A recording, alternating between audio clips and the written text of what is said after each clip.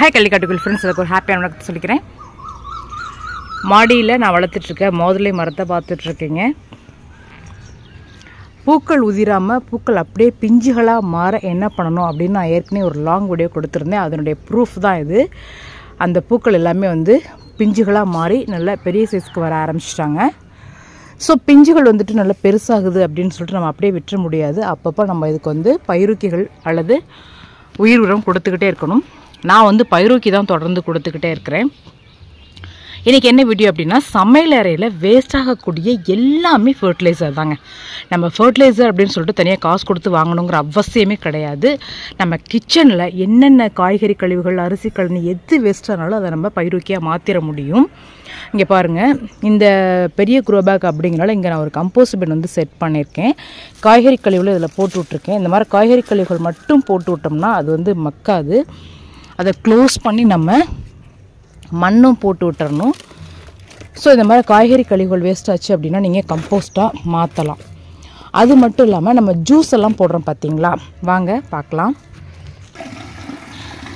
நேற்று நான் வந்துட்டு ஏபிசி ஜூஸ் அப்படின்னு சொல்லக்கூடிய ஆம்லா, பீட்ரூட், கேரட் மூணையும் போட்டு ஜூஸ் பண்ணியிருந்தேங்க. அந்த ஜூஸை வடிகட்டிட்டு அந்த சக்கை இருக்குது பார்த்தீங்களா, அந்த சக்கையை நேற்று பிடிச்ச அரிசி கழனியில் நான் ஊற வச்சுருக்கேன். ஸோ இந்த சக்கையை நம்ம அப்படியே வந்து குப்பை தொட்டியில் கொட்ட வேண்டாங்க.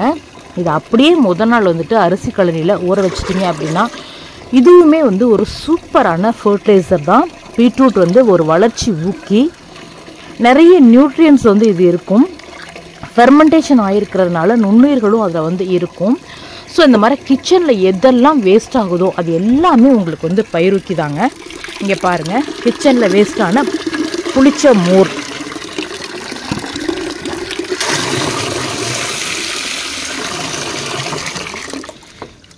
இதோட அந்த ஜூஸில் கிடைச்ச எக்ஸ்ட்ராக்டை நான் சேர்த்துக்கிறேன். இப்போ இந்த பயிரூக்கியை நீங்கள் எந்த செடிகளுக்கு வேணால் கொடுக்கலாம். நான் வந்து இன்றைக்கி மாதுளை மரத்துக்கு கொடுக்க போகிறேன். மாடி தோட்டத்தை பொறுத்த வரைக்கும் நம்ம சத்துக்கள் கொடுத்துக்கிட்டே இருக்கணும். அப்போ தான் அதில் இருக்கக்கூடிய பூக்கள் நல்லா பெருசாகும், காய்கள் நல்ல திரட்சியாக வளரும்.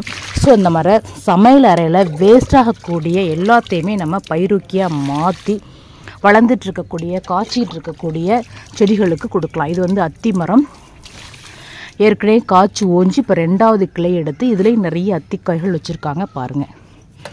இந்த மாதிரி உங்கள் கிச்சனில் வேஸ்ட் ஆகக்கூடிய எல்லாத்தையுமே நீங்கள் வந்து ஃபர்டிலைசராக மாற்ற முடியும். உங்களுக்கு நல்ல அருமையான வந்துட்டு காய்கறிகள், பூக்கள் வந்து கிடைக்கும். என்ன ஃப்ரெண்ட்ஸ், இந்த குட்டி வீடியோ உங்களுக்கு பிடிச்சிருக்குங்களா? இந்த மாதிரி ஃபர்டிலைசர் கொடுக்குறப்ப இந்த காய்கள் நல்லா திரட்சியாக இன்னும் பெருசாக வளர ஆரம்பிப்பாங்க. இன்னொரு கார்டனிங் வீடியோவில் பார்க்கலாம். தேங்க்யூ. பெல் பட்டன் கிளிக் பண்ணுங்க.